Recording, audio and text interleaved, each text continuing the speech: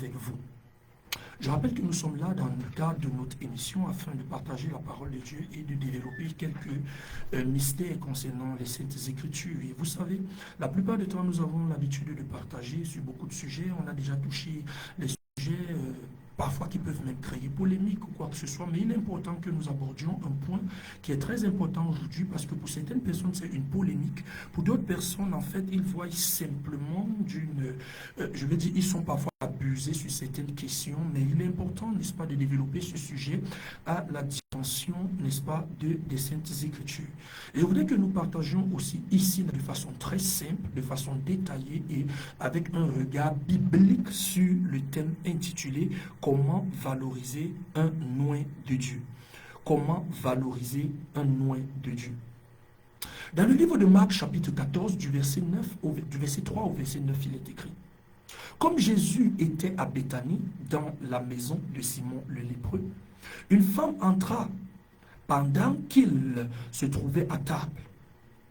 Elle tenait un vase d'albâtre qui renfermait un parfum de nard pur de grand prix, et ayant rompu le vase, elle répandit le parfum sur la tête de Jésus. Quelques-uns exprimaient entre eux leur indignation. À quoi bon perdre ce parfum? On aurait pu le vendre à plus de 300 deniers et le donner aux pauvres. Et ils s'irritaient contre cette femme. Mais Jésus dit: laissez-la, pourquoi lui faites-vous de la peine? Elle a fait une bonne action à mon égard, car vous avez toujours les pauvres avec vous et vous pouvez leur faire du bien quand vous voulez. Mais vous ne m'avez pas toujours. Elle a fait ce qu'elle a pu. Elle a d'avance embaumé mon corps pour la sépulture.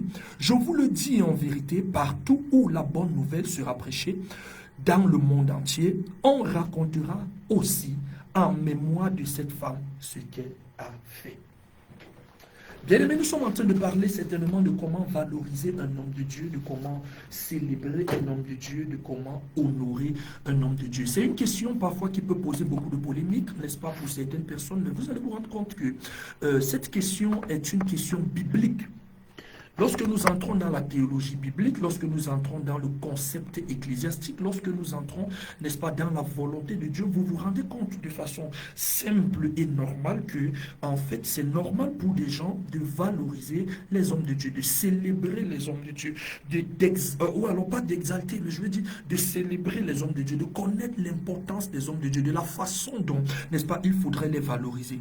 Voici une femme qui arrive devant Jésus avec quelque chose de précieux, un vase d'albâtre. En ce moment, c'était un vase de grand prix, c'était des parfums. Si nous rentrons peut-être dans notre génération, ça pouvait être un parfum peut-être qui pouvait coûter des 100 000, des 200 000. C'est-à-dire, en cette période, quand tu avais ce parfum, c'était tellement important. Mais lorsqu'elle vient avec ce parfum et elle se retrouve devant Jésus, elle se retrouve en train de mettre ce parfum sur Jésus, un ensemble de choses comme ça. Là, et lorsqu'elle le fait, les gens autour commencent à s'indigner, on commence à dire, mais il y a un problème quelque part. On se dit, mais une femme comme ceci, une femme comme celle-ci, pourquoi est-ce qu'elle vient ainsi pour répandre un parfum aussi cher à Jésus? Comment est-ce que c'est elle, n'est-ce pas, qui se retrouve en train de venir faire quelque chose comme ça?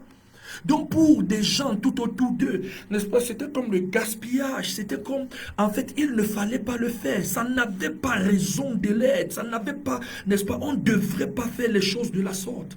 Mais Jésus-Christ vient et il commence à lui dire, à dire maintenant, et à les reprendre pour dire, en fait, vous dites que c'est le gaspillage, mais est-ce que c'est vraiment le gaspillage? Parce que là, dans ce qu'ils étaient en train de dire, c'était leur pensée qu'on pouvait partir donner ceci aux pauvres.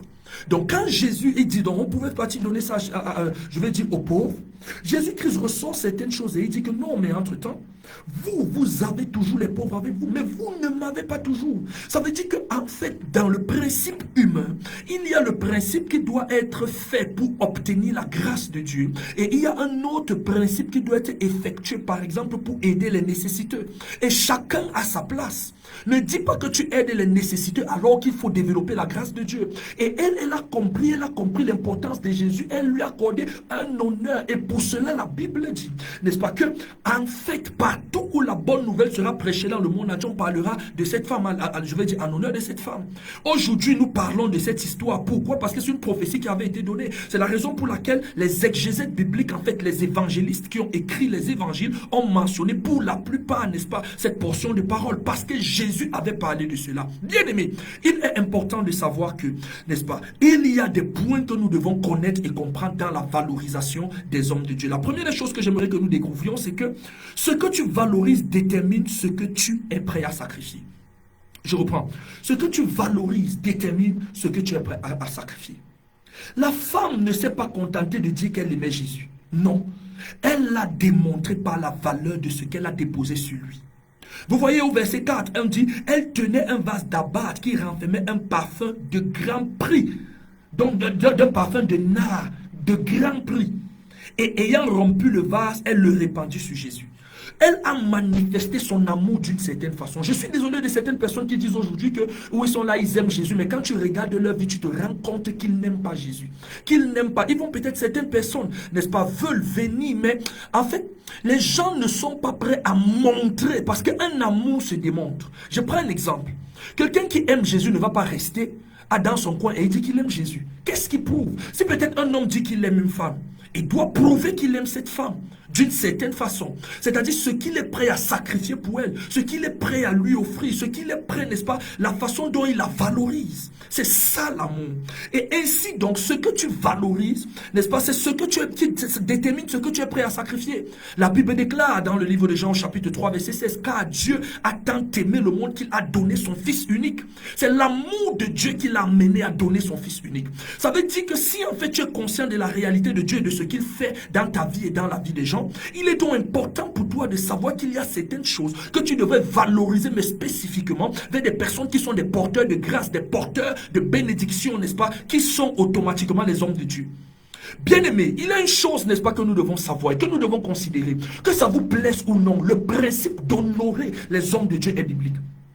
Elle est venue, elle a honoré Jésus, et parce qu'elle a honoré Jésus, il y a des récompenses éternelles qui seront toujours racontées en ce qui la concerne. Beaucoup de personnes, parce que peut-être pour certains ont été abusés, d'autres pasteurs peut-être véreux ont utilisé certaines méthodes pour escroquer d'autres personnes, sont en train de négliger un aspect de l'évangile et c'est ça qui les empêche de progresser. Écoutez-moi, pour ceux qui m'écoutent depuis longtemps, même peut-être à partir de la radio, vous allez vous rendre compte que en ce moment, je ne prêche pas ce qui va plaire aux gens. Mais dans un autre sens, je prêche la vérité de la parole de Dieu et j'aborde difficilement, par exemple, des questions d'argent ou alors de quoi que ce soit. Mais il faudrait noter une chose, c'est que si on continue, on parle seulement de ce qui vous plaît, de ce que vous aimez, ce ne sera pas pour vous faire du bien. Il faut savoir valoriser les hommes de Dieu. Toi, tu vas appeler l'homme de Dieu à chaque fois, j'ai tel problème, j'ai telle situation. L'homme de Dieu, lui, il est là, il prie pour toi, tu vois le résultat, un ensemble de choses, mais simplement une petite reconnaissance, une petite estime, une petite considération, la plupart du temps, on ne le fait pas. Et avec ça, tu veux être béni. Écoutez, 10 lépreux sont venus vers Jésus. Et un seul est retourné pour revenir le voir, pour lui dire merci. Jésus a dit, à cause de ceci, n'est-ce pas, cela ne te sera point imputé. Ça veut dire qu'il faut valoriser les hommes de Dieu avec une certaine reconnaissance, une certaine considération. Et c'est ce que la Bible nous dit. Il y a, n'est-ce pas, une grande différence entre apprécier quelque chose et la valoriser. On peut dire, mon pasteur, n'est-ce pas, est un homme de Dieu, n'est-ce pas, tout ceci en ne valorisant pas son ministère, en ne l'amenant pas, en ne le propulsant pas à un certain niveau. Et tout ce que, n'est-ce pas, nous faisons, par exemple, nous le faisons, en fait, nous sommes en train de travailler comme ça pour le bonheur des gens. Nous ne travaillons pas pour l'argent. Mais ce n'est pas parce que nous ne travaillons pas pour l'argent que plusieurs doivent être ingrats de l'œuvre que nous faisons et considérer ce que nous faisons pour acquis. C'est ça le problème des gens. C'est ça le problème de cette génération. Je me suis rendu compte que parfois, lorsqu'on est ouvert avec les gens gentils d'une certaine façon, d'autres personnes veulent abuser de nous et utiliser cela comme une faiblesse. Écoutez, l'apôtre Paul a dit dans le livre d'Un Corinthiens chapitre 9, il dit, si nous avons sémé parmi vous les biens spirituels, est-ce une grosse affaire si nous moissonnons vos biens temporels? Si d'autres réjouissent de ce droit, il dit non, nous n'avons pas...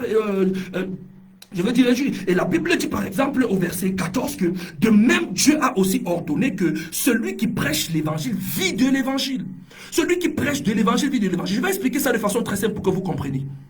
Un pasteur, un homme de Dieu, Pour que l'onction se manifeste, il doit se consacrer. Se consacrer, qu'est-ce que ça veut dire? Il doit prendre le temps d'étudier. Il doit prendre le temps de s'éduquer. Il doit prendre le temps de se former. La formation peut être autodidacte ou alors dans d'autres instituts, ainsi de suite. Parce qu'il doit répondre aux besoins du peuple, que ce soit spirituellement, intellectuellement ou alors même physiquement. Lorsque les gens viennent, ils sont malades ou quoi que ce soit, il doit être prêt à agir afin que ceci est la solution. Mais maintenant, tout le temps qu'il dispose, il se donne réellement à l'œuvre de Dieu. Ça veut dire que si il devait aller travailler peut-être à la dimension de tout le monde, il n'aurait peut-être pas la capacité d'avoir une certaine onction, grâce, connaissance pour, n'est-ce pas, étancher le besoin du peuple. Ainsi donc, il est possible de porter le titre de pasteur,